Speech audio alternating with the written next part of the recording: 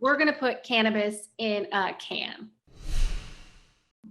So, okay, before we jump in, I'd love to hear the story of here you are today. You're co-founder of this incredible company. You're going state by state, license, legal approval by legal approval. But talk me through what led you to say, like, we're going to put cannabis in a can. And then call it Cann, right? It's a little bit on the nose. Yeah, it was funny. So I had grown up in Colorado. Obviously, Colorado was the first state to put forward a legal recreational cannabis program. And it was always interesting to me, having grown up there. I followed it as it was happening.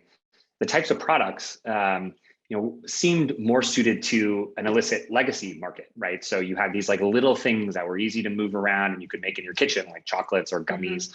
And often, the cannabis was sprayed on or added in some sort of like kitchen style baking or cooking process. It doesn't make a ton of sense if you're a consumer of like these types of products. It's sort of like, well, I guess I'm an adult. I don't really know. I want to be like sneaking these Sour Patch Kids in my pocket, out to parties to give to friends. And so that kind of planted a seed in my brain. Maybe there's a better way to consume these products, to consume cannabis, which I kind of, had known there was this really interesting opportunity because, of all the benefits of it and also very, very kind of important responsibility because of the anxiety and paranoia that you mentioned and I've experienced and then many others have, that bad pot brownie experience in college will set people off of cannabis forever.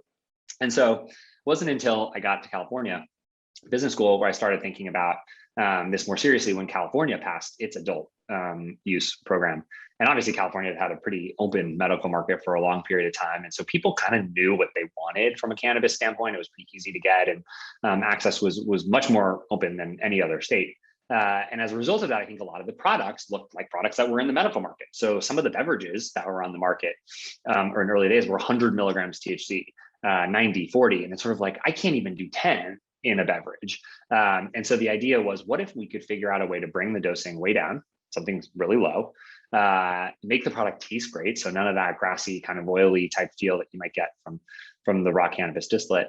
And really create a brand that stands for something that consumers would purchase and feel connected to. And so those were sort of the big questions we had to go solve, and we went out to see if we could do it.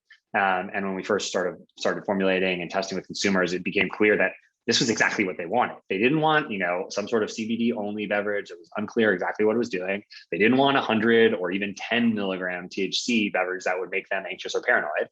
They wanted a microdose of THC in a delicious beverage that looked attractive and they could bring anywhere. And they could drink alongside their friends drinking alcohol and feel like they were socializing together. And that was really the key breakthrough.